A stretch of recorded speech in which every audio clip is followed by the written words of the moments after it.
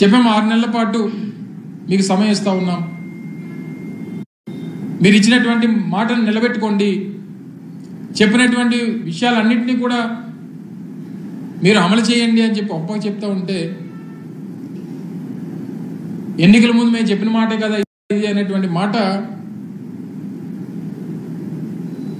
ఎవరైతే వైఎస్ఆర్ కాంగ్రెస్ పార్టీ నాయకులు ఉన్నారో లేదా తెలుగుదేశం పార్టీకి వ్యతిరేకంగా ఓటేసినటువంటి వారు ఎవరైతే ఉన్నారో వారి మీద దాడులు చేస్తాం, ఈ రకంగా బెదిరిస్తాం, భయపెడతాం అనేటువంటి ఈ ధోరణి అనేటువంటిది మంచిది కాదు. ప్రజాస్వామ్యంలో ప్రతి 5 సంవత్సరాలకు ఒకసారి ఎన్నికలు వస్తూ ఉంటాయి, ఏది శాశ్వతం కాదు. జరిగినటువంటి ప్రతి పరిణామానికి రానున్నటువంటి కాలంలో